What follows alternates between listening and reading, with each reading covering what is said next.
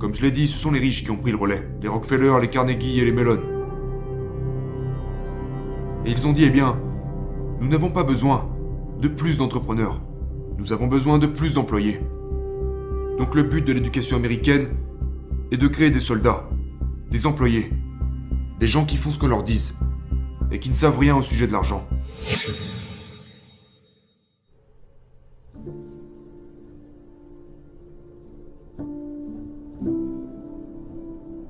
Pour commencer, je vais aborder très rapidement les différences qu'il y a entre ce qu'ils vous enseignent à l'école et ce que mon père riche m'a enseigné. Donc, tout d'abord, la plus grosse différence, c'est que la plupart des professeurs sont comme mon père pauvre.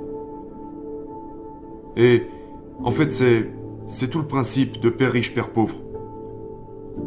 Vous savez, Père riche, Père pauvre est un livre sur la comptabilité, le sujet le plus ennuyeux de la planète. Mais le deuxième livre que j'ai écrit à ce sujet, c'est celui-ci. Ceci est ce qu'on appelle le cadran du cash flow. Vous savez, E, S, B et I.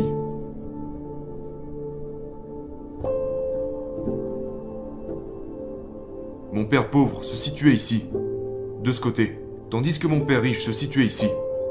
Donc la différence, c'est que les écoles ne vous apprennent pas quelle est la différence entre ce type de gens et cet autre type de gens. C'est le gros problème. Quand j'avais à peu près ton âge, j'ai dû prendre une décision. Je voulais être un pilote. Tu sais, la plupart de mes amis sont allés piloter pour des compagnies aériennes. Mais j'aurais été là. Ou alors, j'aurais pu piloter des petits avions en Alaska, tu sais, transporter des gens un peu partout, en privé. Un genre de pilote avec un petit avion qui transporte des gens. Ou bien, j'aurais pu posséder une compagnie aérienne. Ou encore, investir dans les compagnies aériennes. Elle est là la différence. En ce qui concerne les mentalités et les compétences, vous ne faites pas seulement que passer d'une catégorie à l'autre. L'éducation est extrêmement différente de ce côté-là que de celui-ci. La distinction ici, c'est que les pauvres se concentrent uniquement ici. Les riches se concentrent ici.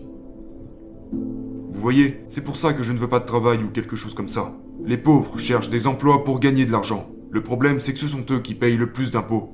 Les employés et les petits entrepreneurs payent le plus de taxes, tandis que les gros entrepreneurs et moi nous concentrons ici, donc nous ne payons pas d'impôts, légalement.